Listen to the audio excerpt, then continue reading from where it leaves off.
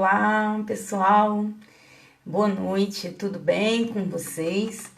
Então, estamos aqui hoje, né, para falarmos um pouco a respeito de estereótipos e preconceitos, e isso relativo às brasileiras no exterior.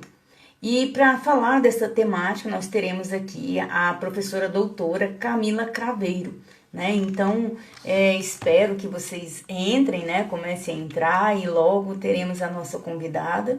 E desde já eu já agradeço as pessoas que já estão entrando, né? Obrigada por vocês estarem aqui conosco e podermos compartilhar nesta noite, né? Um pouco dessa prosa que eu acho muito importante, bem pertinente, de estar falando, né, a respeito desses estereótipos e dos preconceitos das brasileiras no exterior, né? Ela vai estar falando um pouco a respeito disso. Boa noite, professora Camila. Oi, tudo bom, professora Keila? Tudo bem? Que satisfação tê-la aqui, a gente poder bater um dedo de prosa. É verdade, é um prazer também aqui da minha parte. Eu estava conversando já com algumas pessoas que já entraram na live, né? Do como é Uhum, importante falar a respeito desta temática que você sim. conversará conosco hoje. Pessoal, eu tenho feito desde ontem, na verdade, né? Porque a gente vai falando a respeito de inclusão com as pessoas e cada vez que vem alguém aqui, a gente aprende um pouquinho mais com as pessoas, né? E por mais que eu fale de inclusão, eu não tinha me atentado para essa questão da audiodescrição para as pessoas com deficiência visual.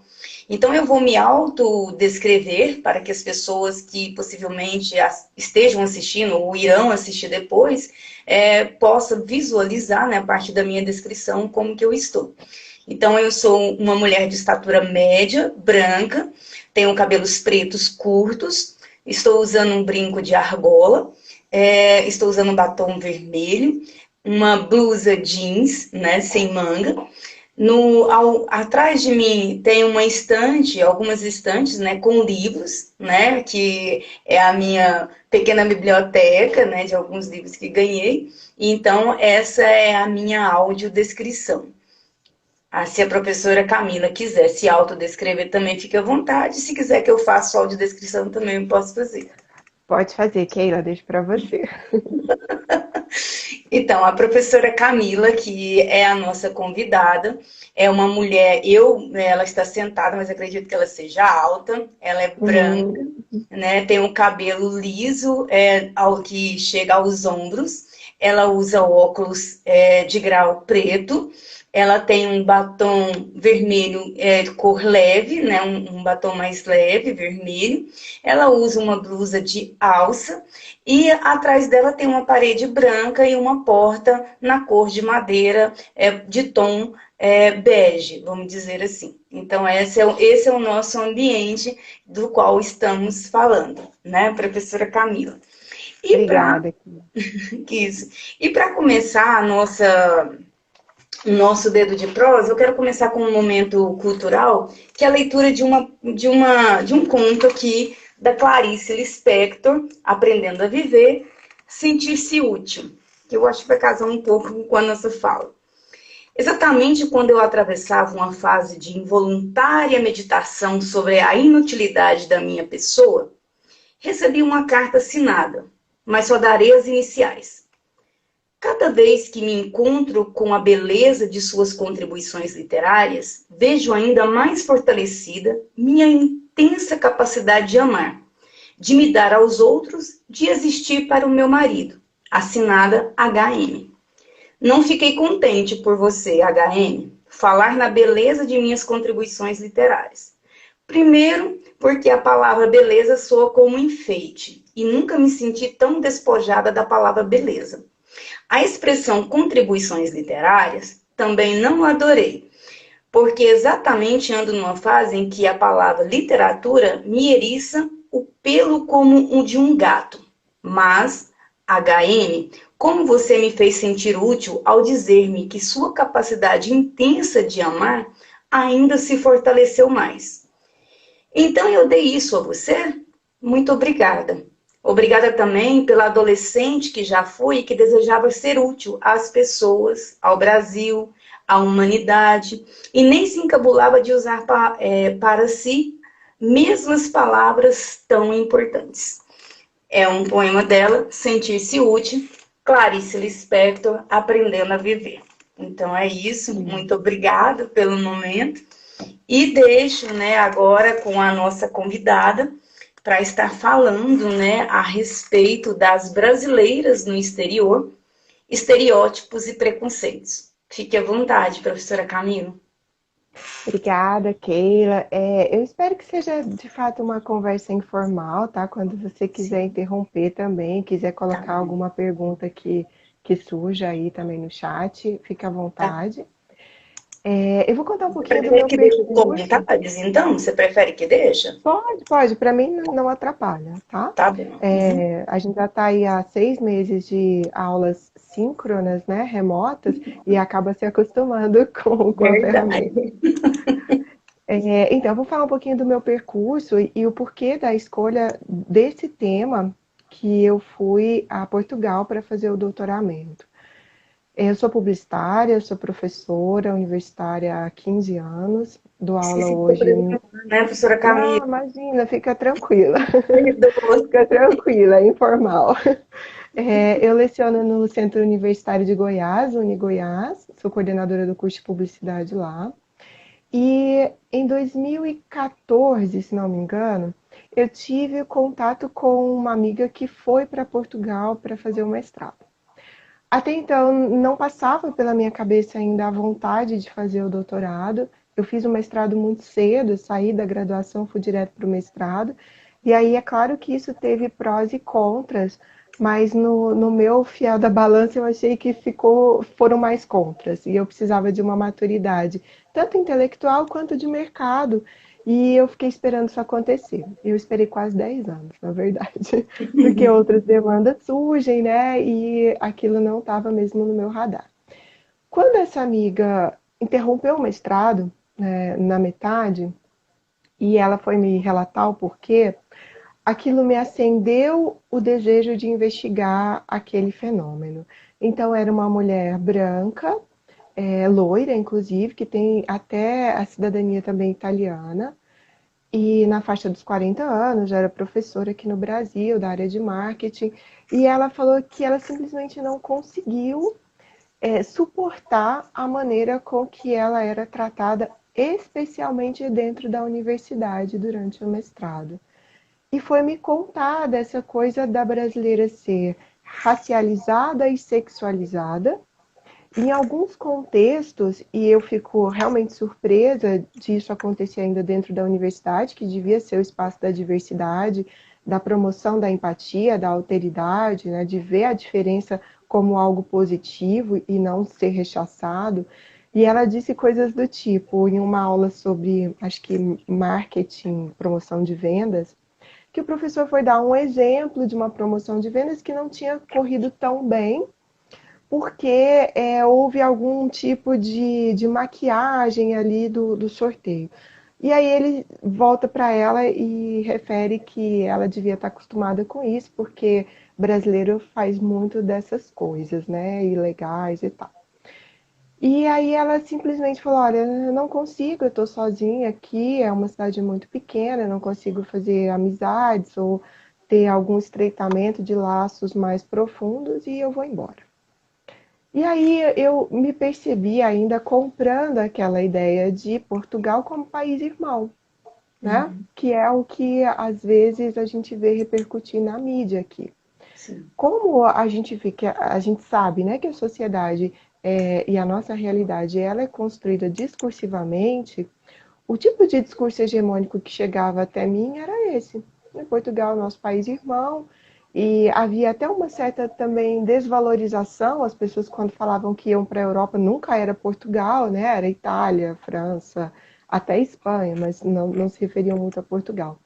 Aquilo me causou estranheza, e eu acho que foi justamente o estranhamento, e tem um autor que eu gosto muito, que é Sklovsky, que ele fala que o estranhamento é onde nos coloca para pensar aquele fenômeno, né? E foi o estranhamento que me causou o desejo de conhecer um pouco mais. Coincidentemente ou não sei também se foi uma confluência do universo para isso acontecer, estava se celebrando 10 anos do movimento Mães de Bragança, em Portugal, que foi um movimento que eu nunca tinha ouvido falar aqui no Brasil. E o que aconteceu? Bragança é uma cidade muito pequena, já ali na fronteira com a França, desculpa, com a Espanha, e em 2003 houve ali um movimento da sociedade amparado pela igreja e inclusive também pelo aparato policial da cidade. E tudo isso começou com as mães que se sentiram extremamente revoltadas, lesadas, porque os maridos estavam abandoná-las por causa das brasileiras que ali estavam para a prostituição.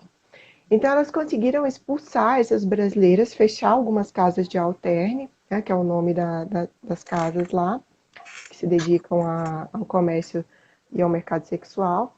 E essas mulheres foram expulsas e o que elas fizeram foi atravessar a fronteira para a Espanha e trabalhar de lá.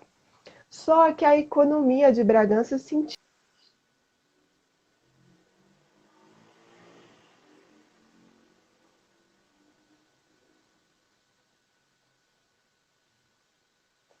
Travou um pouquinho.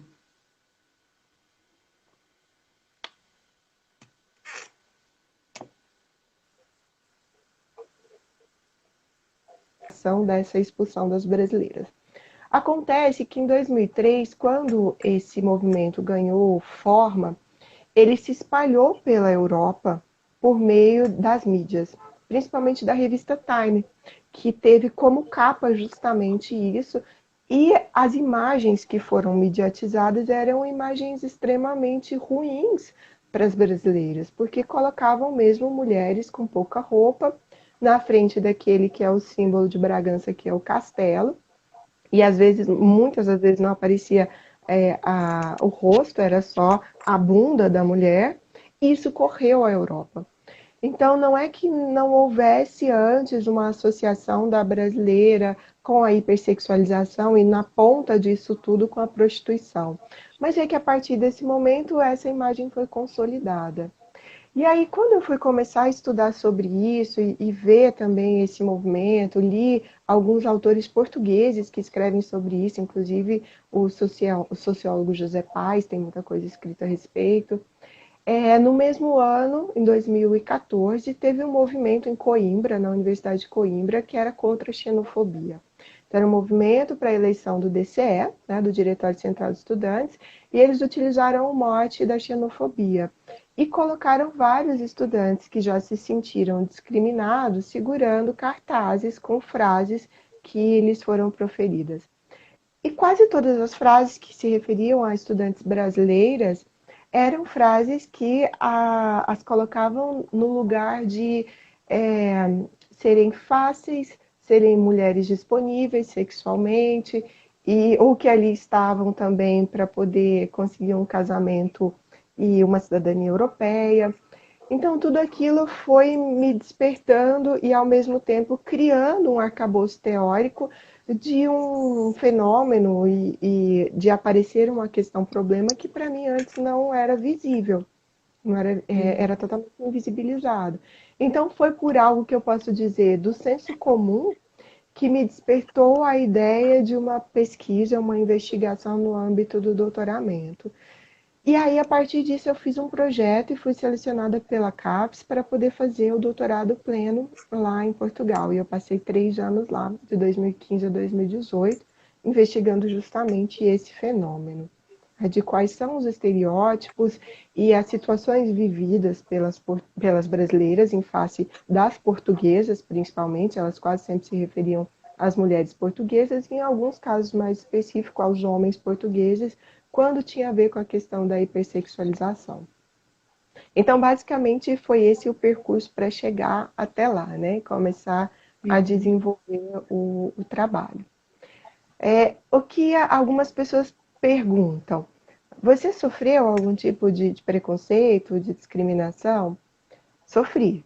Sofri principalmente no momento em que eu queria alugar uma casa.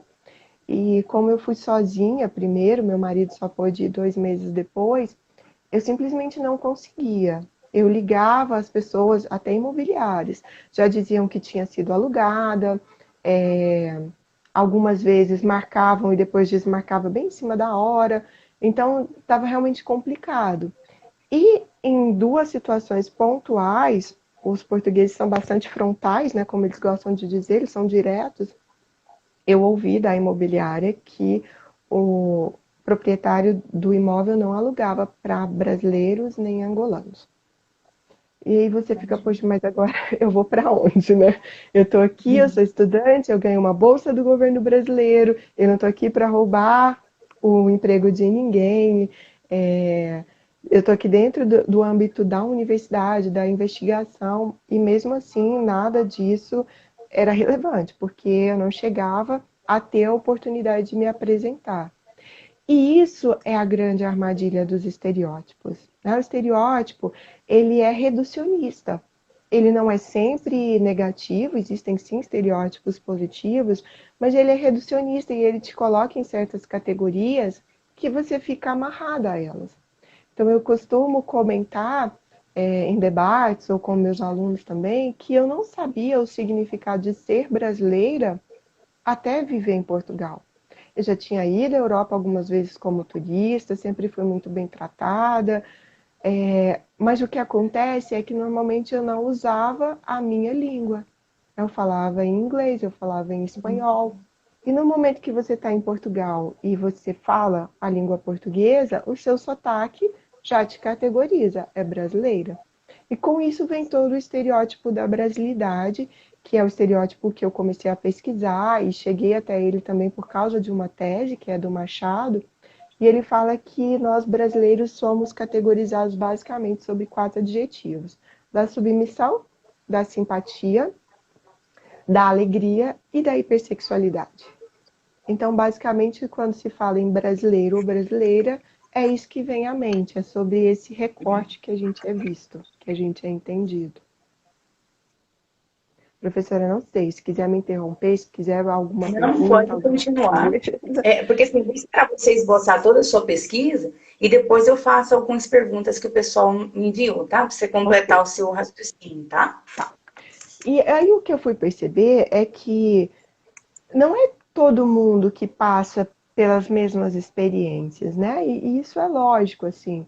Existem brasileiras que estão em Portugal e que vão relatar que nunca sofreram preconceito.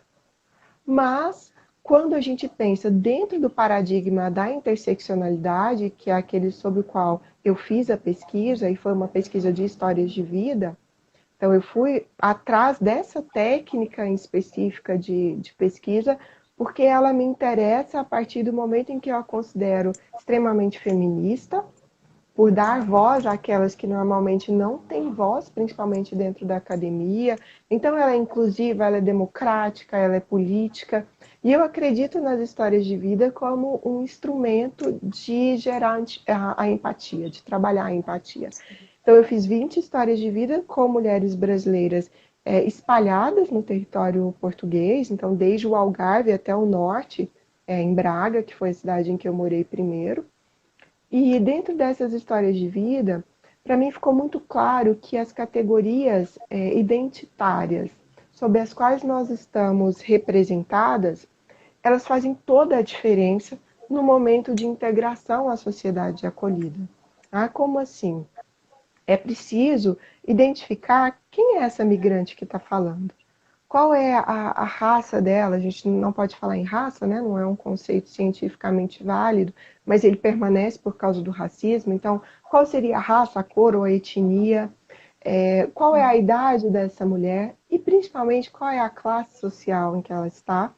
E o estatuto migratório. Ela entrou em Portugal de maneira documentada ou indocumentada?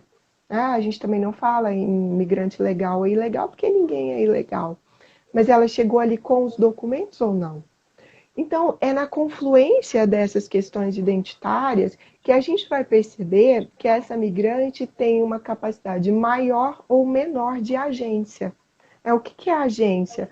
É a gente ter não só a submissão a determinados fatos ou fenômenos, mas ter também a capacidade de resistência, a capacidade de se colocar enquanto protagonista e não só enquanto aquele que sofre o que está vindo de fora em termos de preconceito e discriminação. Então, quanto mais essa mulher se aproxima do fenótipo, do imaginário social do que é a brasileira, ou seja, quanto mais mulata ela for, quanto mais a classe social dela for uma classe vulnerabilizada, se ela entrou ali indocumentada, se ela está dentro de uma faixa etária ainda jovem de idade, mais ela vai sofrer com discriminação, com preconceito. Então, eu entrevistei mulheres, por exemplo, que entraram em Portugal casadas com portugueses, que tinham um estatuto social alto, então, uma médica branca, e ela falou assim, olha, Camila, não, nunca sofri preconceito, e acho, inclusive, curioso que tantas brasileiras digam isso. Por quê? Porque dentro do círculo para onde ela foi, aonde ela se inseriu e aonde ela participa, isso de fato não acontece, ou acontece muito pouco, ou é de uma maneira tão é, Velada, né? maquiada, velada, que ela sequer sente, né? Porque ela não está na defensiva. Essas outras mulheres, porque desde o momento em que elas entram, elas têm que se colocar na defensiva, qualquer olhar diferente é sentido. E não para por aí, né? Eu tive entrevista com uma mulher, por exemplo, que ela foi, ela teve uma situação de trabalho análogo ao trabalho escravo para um diplomata. Então ela não tinha direito de sair dali, ela dormia num colchão muito fino, quase não tinha roupas de frio, chegou lá no inverno. Então, uma mulher que veio aqui do Centro-Oeste, ela falou, Camila, eu nunca tinha sentido tanto frio na minha vida, eu não sabia o que era aquilo. E um pouco depois ela foi com eles para a Alemanha e lá ela conseguiu fugir com a ajuda da polícia e foi para Portugal. Então, assim, Fugir. são fugir. Ela conseguiu fugir, foi a pé, ela disse para mim, caminhei 2,5 km sob neve na Alemanha. E por causa de compras, alguma coisa que ela fazia com as famílias, ela já tinha identificado o nome das ruas em alemão e ela sabia mais ou menos a distância da delegacia. E ela chegou lá e falando em português e falou assim: olha, eu estou aqui porque eu preciso falar sobre o diplomata fulano de tal. Aí eles já começaram a se preocupar. Então ela fugiu, foi até a polícia, chegou na polícia, fez a denúncia dela e aí eles ofereceram que ela fosse deslocada. E ela resolveu ir para Portugal. Nossa. Eu tive relatos de mulheres que passaram fome, que foram com 2 filhos e que não tinham o que comer, que lavavam escadas por 8 euros cada prédio. Então, assim, são condições de inserções que elas são ditadas, sim, pelas categorias identitárias. E aí o preconceito é maior, o racismo é maior, as dificuldades são infinitamente maiores, mas tem uma coisa curiosa, né? Elas não voltaram, elas permanecem lá. Porque eu entrevistei mulheres que estão há mais de 10 anos em Portugal. Então deve ter, e com certeza tem também, pontos positivos, e muitas delas, porque o meu recorte foi com 50 anos de idade ou mais, muitas delas falam da qualidade de vida que elas têm em relação à alimentação e em relação à saúde, porque a saúde pública lá funciona. Então, como que eu vou voltar para o Brasil e não vou ter condições de pagar um plano de saúde e ficar dependendo do SUS? Né? Tem mulheres que nunca voltaram. E aí, quando você desfaz toda essa sua base, você vai voltar para quê? Para quem? Para onde? Com qual identidade? Então, assim, eu acho que a riqueza das histórias de vida ela se localiza justamente nesse equilíbrio. A gente vê que existem vários vieses, vários lados, várias perspectivas, e que a gente precisa começar a puxar algo que é em comum. Tá? E em comum, para mim, apareceu justamente essa questão das pertenças identitárias. Então, quanto mais situada perto de um lugar que é marginalizado, que é da vulnerabilidade, mais elas vão sofrer. E a subjetividade, ela vai ficando uma subjetividade ferida, né? Porque você está naquela sociedade nova, com pessoas que você não conhece, e ali você já está com medo de se inserir. Porque você sabe que você não é bem quista, você não é bem vista. Então, sim. tudo isso foi aparecendo. E uma outra curiosidade que eu queria colocar, o título da minha tese começa com uma pergunta: se os estereótipos também envelhecem? E o porquê dessa pergunta? Porque a visão que eu tenho dentro dessa investigação é uma visão da decolonialidade ou descolonialidade. Ou seja, muito do que as brasileiras sofrem no exterior, e mais especificamente em Portugal, se deve ainda a uma visão colonialista.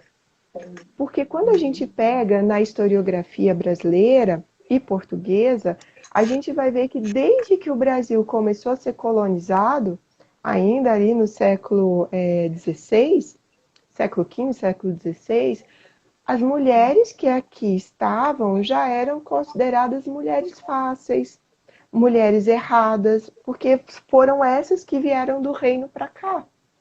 Então, os estereótipos, eles não envelheceram. Eles permanecem extremamente atuais, só que eles foram ressignificados e ainda se colam nesse corpo que a professora Mariana Selister tão bem definiu, que é um corpo colonial, porque é um corpo entendido como disponível, seja como mão de obra para o trabalho pesado, seja disponível sexualmente. Então, é basicamente dentro desse contexto, desse cenário, que nós brasileiras somos entendidas, especificamente em Portugal, mas não só. Né? Existe resquício disso na Europa como um todo. Inclusive, tem uma página no Instagram que foi criada recentemente, chama Brasileiras Não Se Calam, que tem uma série de relatos justamente desses assédios, dessas discriminações, e começa-se a criar uma rede também de apoio a essas mulheres, jurídica, psicológica, que é uma ação, né, interveniente bastante interessante. Então, acho que E a foi mais ou menos isso. Isso. Assim, a respeito dessa sua fala da questão da descolonização e desse início, né, nessa época do século XV, XVI, mais específico no século XVI, a gente tem também as literaturas brasileiras, né, que no caso do José de Alencar e Iracema, especifica muito isso, né, essa questão da Índia, né, seduzir o português e dali já surgir toda essa trama, né, das índias, depois foram para os escravos, mas sempre a mulher sendo vista como algo sexualizado, né, mesmo, e lá no Iracema deixa isso muito evidente, né, na literatura. Sim, e sexualizado e ameaça, né, um perigo, e muito disso E, permanece, sabe? A gente, em algumas situações, mesmo dentro da academia, eu tive relatos de orientandas de doutorado. Uma delas me disse que não conseguia fazer trabalho em grupo com as portuguesas, porque elas não queriam que ela frequentasse a casa delas, com medo por causa do marido.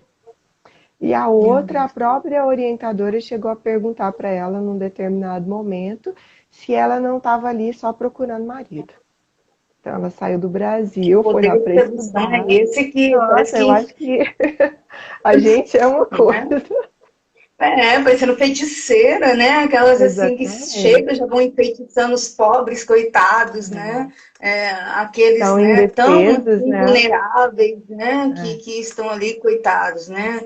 Então, gente, assim, realmente tem hora que isso assim chega, dá uma revolta, né? Quando eu Dá. tive acesso a tese da professora Camila, e depois eu comentei com ela dos relatos, os relatos são muito fortes, e depois que, se vocês puderem, né, acessar e ler, vale a pena ler a tese dela, vale a pena ver os relatos daquelas mulheres, e é algo muito interessante que eu também achei, na tese que ela comentou, é a questão de não querer voltar. Apesar de todos os sofrimentos da rejeição, né?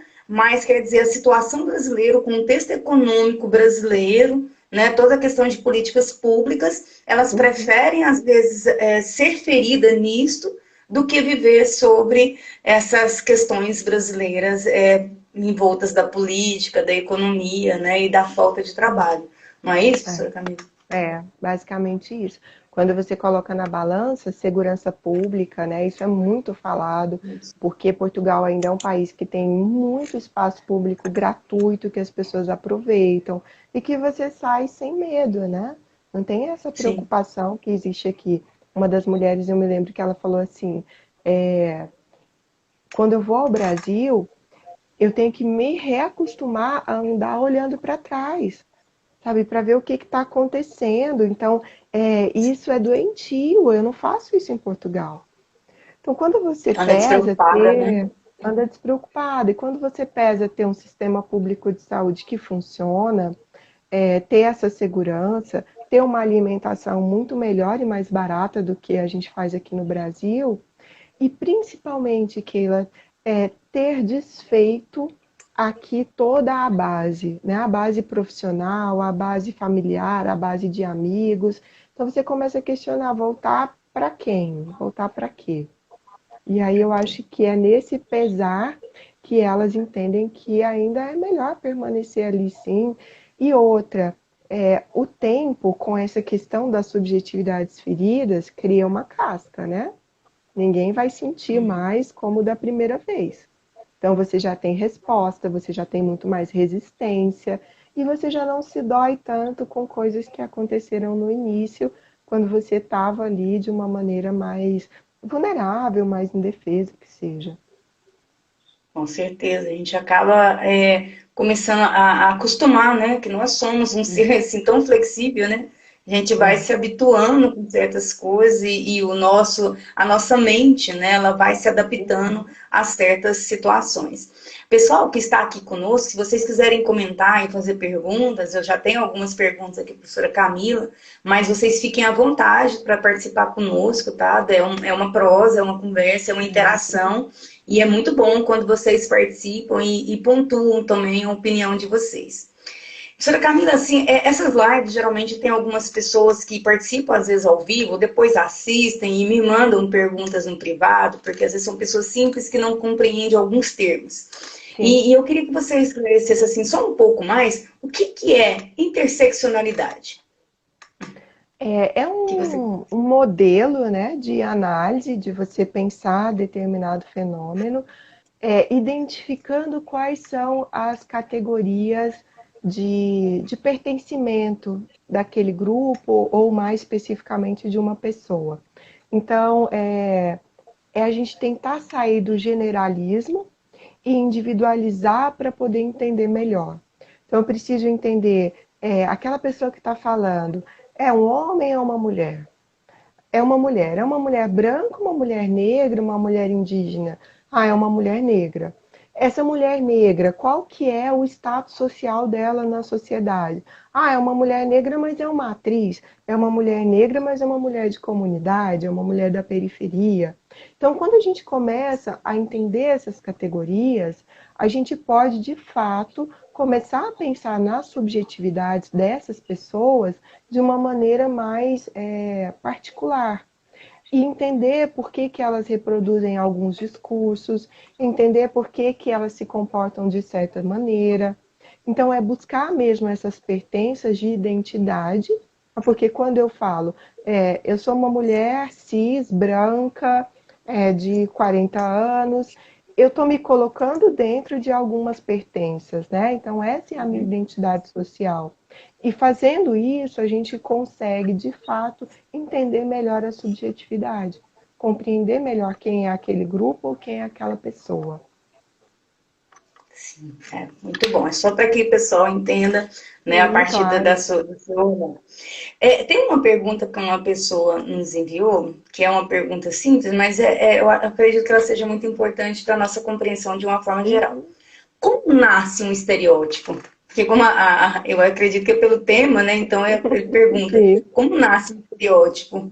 Então, o estereótipo, ele vem da cultura que nos cerca.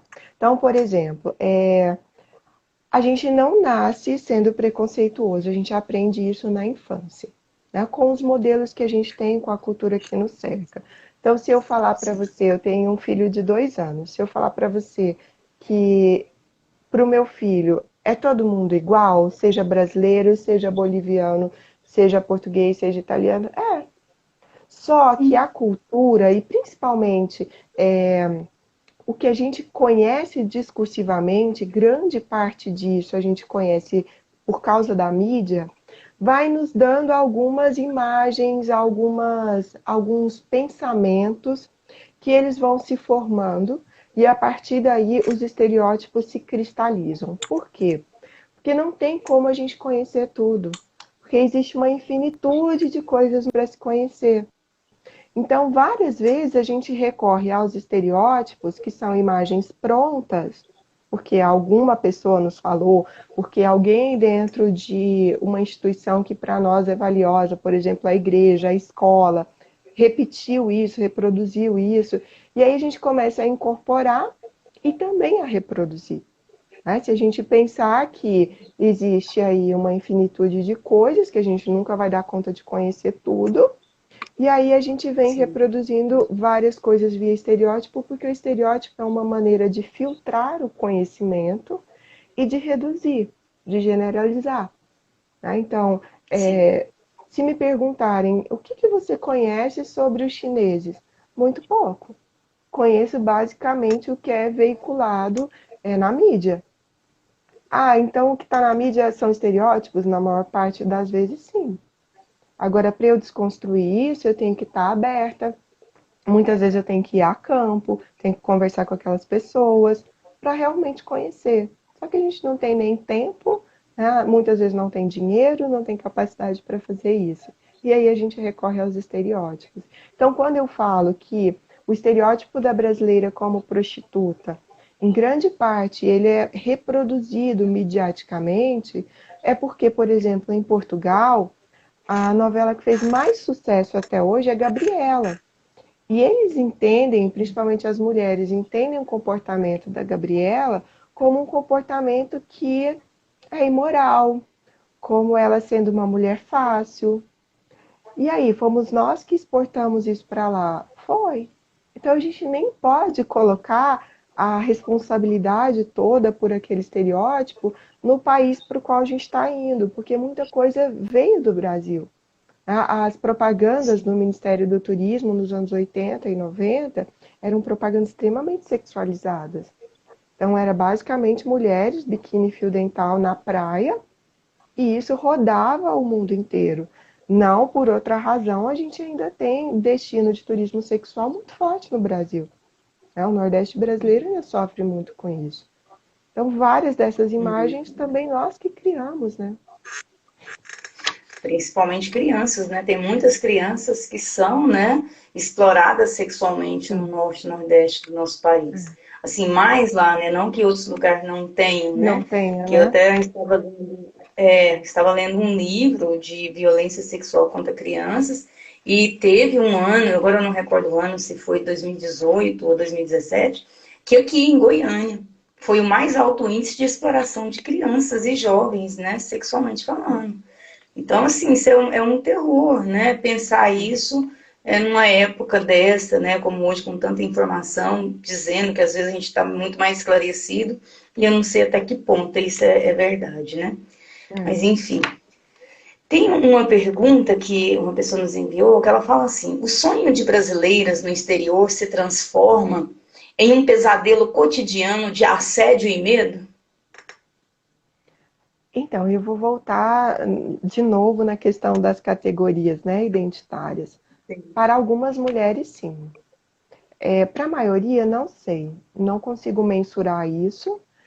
A minha pesquisa foi uma pesquisa qualitativa, então eu não tinha em momento algum essa perspectiva da mensuração. A gente, por exemplo, não consegue dizer se grande parte das mulheres que atuam no mercado sexual em Portugal são realmente brasileiras, não existe esse dado. Então, não dá para a gente ser tão assertivo no sentido de dizer isso. Tem mulheres que têm uma história e um processo migratório extremamente leve de sucesso, que nunca tiveram nenhum relato de assédio, e tem outras que vivenciam isso cotidianamente.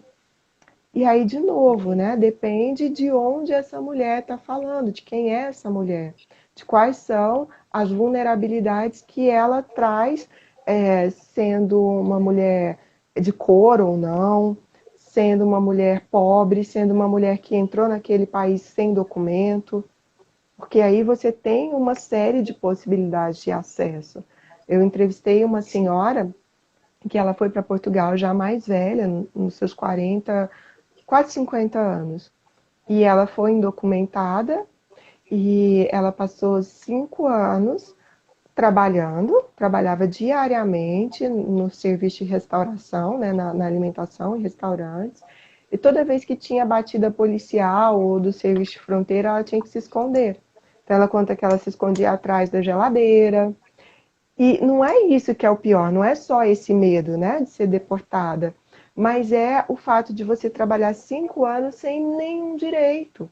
Então ela trabalhou 5 anos Sim. sem nenhum contrato de trabalho, ela não tinha nenhum poder de barganha, de dizer, olha, eu vou lá denunciar o meu patrão, porque ele não fez um contrato de trabalho para mim, tá, se eu denunciar, eu também vou ser mandada de volta para o Brasil.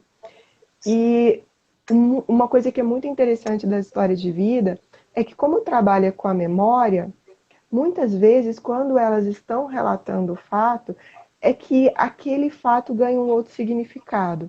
Então, quando ela começa a me contar sobre esse patrão, é uma pessoa por quem ela tinha muita gratidão.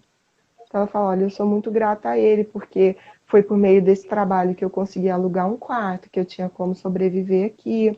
E porque depois de 5 anos ele resolveu que ele ia assinar o meu contrato de trabalho. Ele resolveu porque depois de 5 anos você pode fazer uma manifestação de interesse e aí você tem o direito de permanecer no país, Sim. né? E aí ela contou, durante a conversa, ela fala, mas eu fiquei lá 10 anos e eu nunca tive aumento. Eu entrei recebendo um salário mínimo, eu saí recebendo um salário mínimo.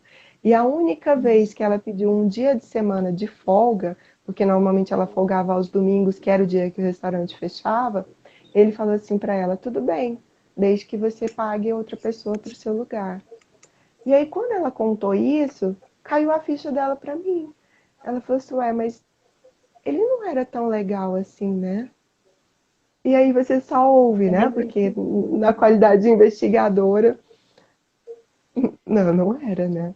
Nem fica Então existe calado. também, existe essa ressignificação dos fatos, né? Que a memória vai trazendo e que a pessoa, por estar lá também há muito tempo, por ter tido outras experiências, ela consegue ter um novo olhar sobre aquilo.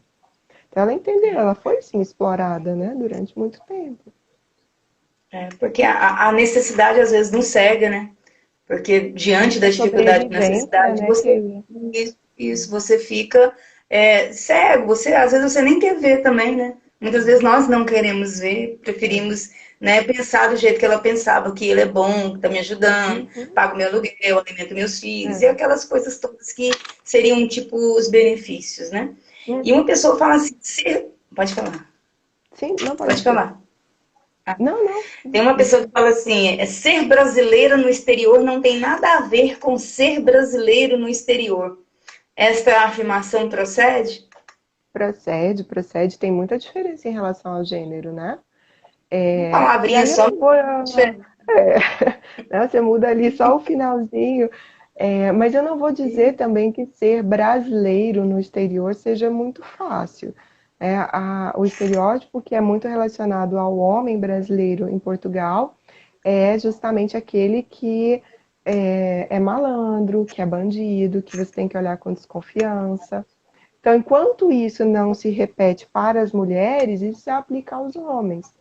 Mas, de fato, é muito difícil, e eu nunca vi dentro das pesquisas que eu fiz, inclusive mesmo teóricas, eu nunca vi um homem relatar assédio por ser brasileiro.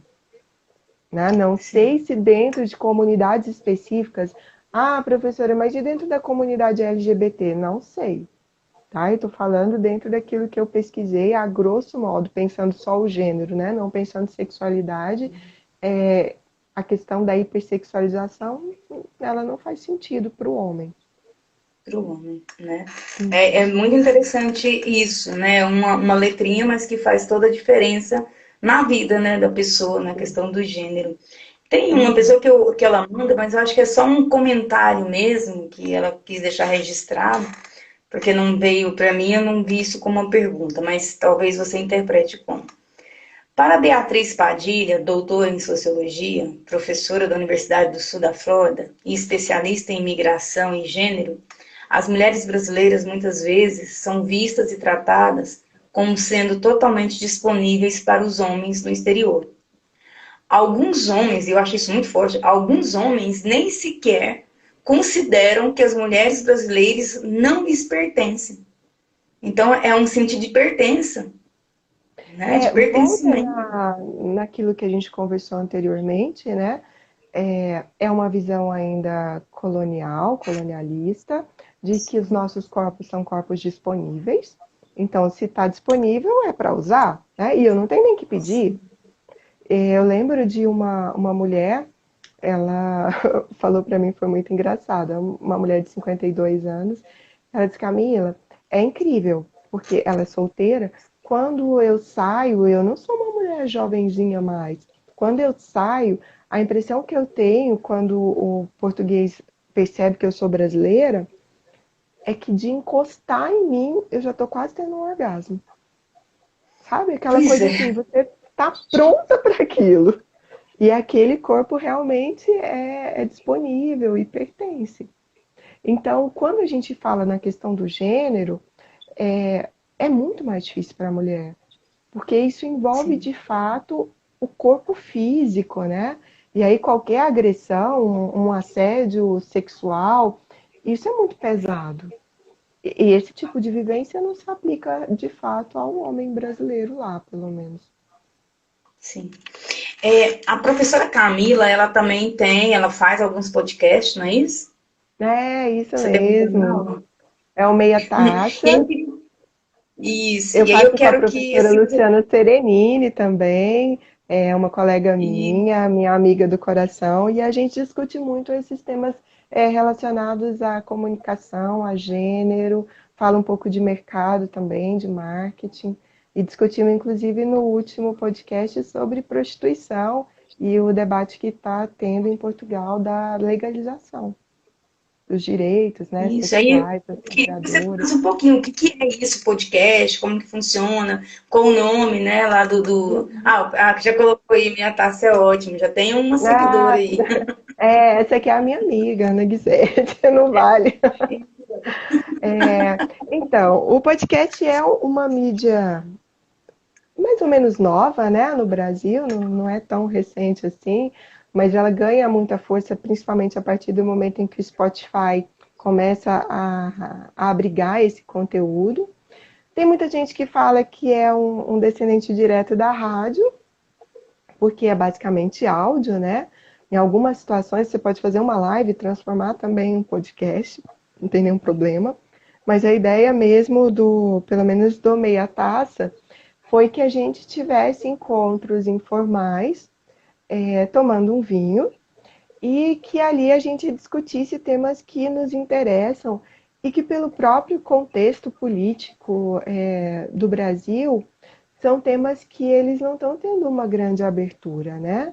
Então a gente fala muito sobre gênero, a gente discute feminismos, essa discussão mesmo sobre a questão da prostituição, que é um tema ainda bastante complicado, não existe consenso nem dentro dos feminismos.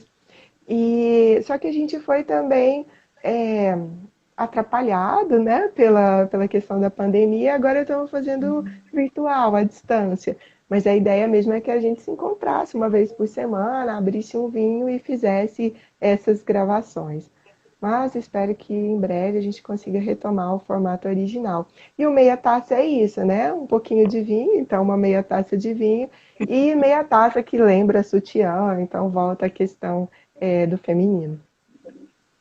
Que bom. A respeito do podcast, como nós terminamos na live anterior, que eu quero assim que você esclareça um pouco assim desse canal também de comunicação e também pode ser utilizado de várias formas. Você acredita não? Como que você acha que as escolas, nessa época que nós estamos vivendo, né, dessas informações à distância, remotas, como as escolas podem se utilizar dos podcasts para o ensino remoto? Keila, eu acredito que é uma mídia que ela é bastante versátil no sentido de que, como a rádio, você pode escutar um podcast fazendo outras coisas, né? Então, você pode estar na sua casa, de repente ajudando sua mãe a arrumar alguma coisa, estar ali com o fonezinho e tá também tendo conteúdo e fazendo ali o seu processo de produção de conhecimento. Porque, de Sim. fato, existem podcasts muito interessantes, trabalhando com temáticas dentro dessa perspectiva interseccional que a gente já falou. Então, existem podcasts segmentados para a comunidade negra, existe podcast que é mais voltado para a questão do gênero, existe podcast que fala só de cinema, existe podcast que fala só sobre atualidades.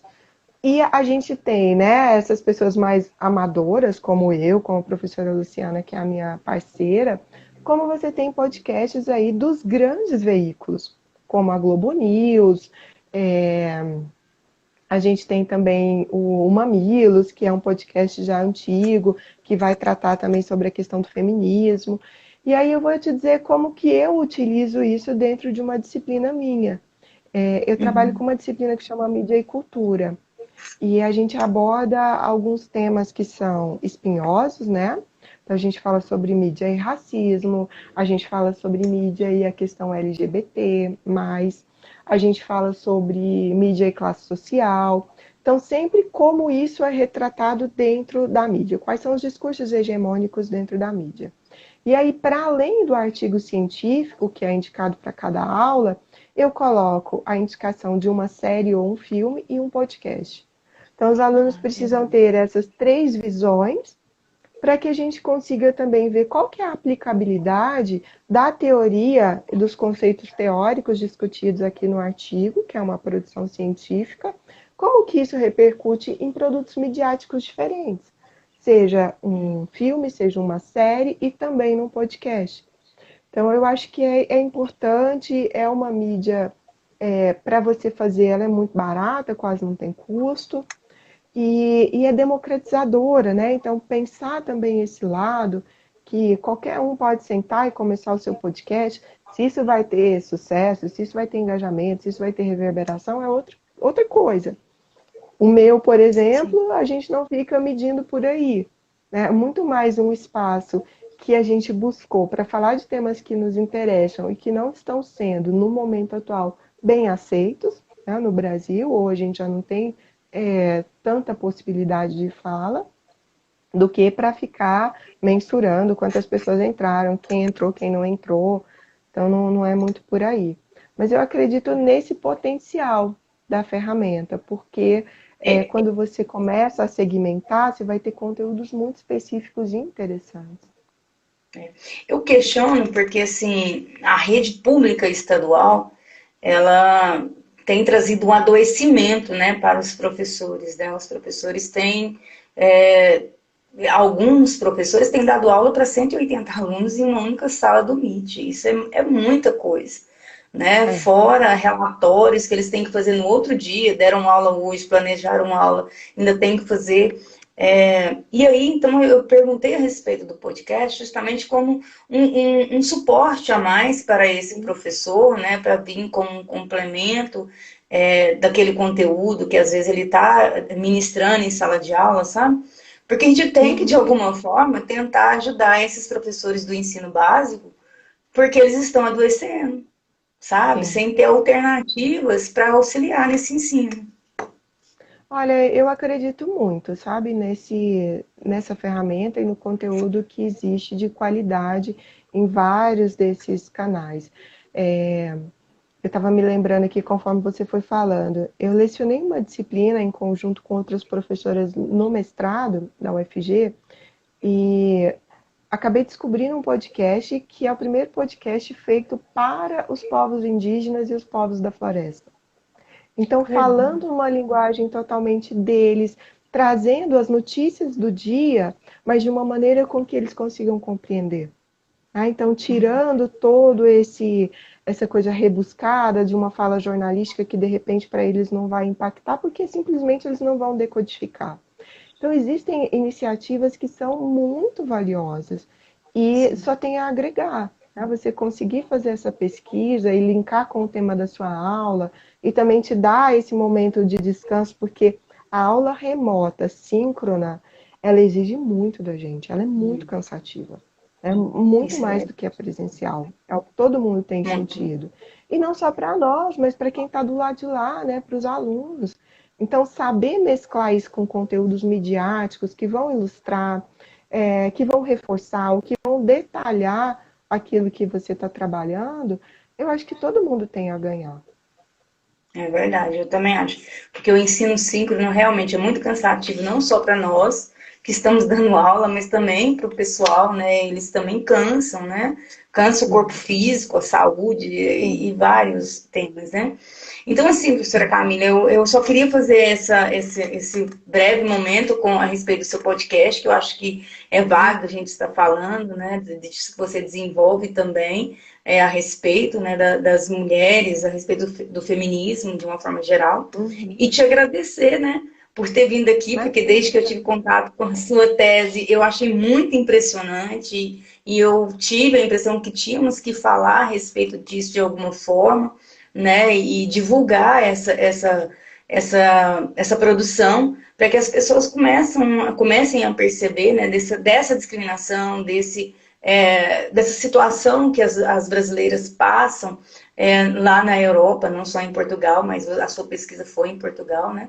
Então, é te agradecer por este momento e por esses Imagina. conhecimentos, compartilhar esse conhecimento. Obrigada, professora Keila. Eu que agradeço também o espaço, a possibilidade de fala. Eu acho que a gente precisa discutir essas questões, porque são questões que estão ligadas mesmo ao gênero, ao feminino, às vulnerabilidades que elas, de certa maneira, se colam ao gênero. E a gente também vive um momento em que muita gente fala que quer ir embora. Então, não tenhamos a ilusão de que tudo lá fora é melhor do que no Brasil. Não é isso. Você tem que ter essa capacidade de resiliência, você tem que ter uma inteligência emocional, porque pode sim dar muito certo, mas vai te exigir, né? E é Acho que preciso ter lutar aqui essa. vale a pena, né? Lutar por um país melhor. Eu acredito nisso. Gosto muito do meu Brasil, Tem que ser né? E temos otimista, que né? lutar. É isso. Então, muito Então, obrigada.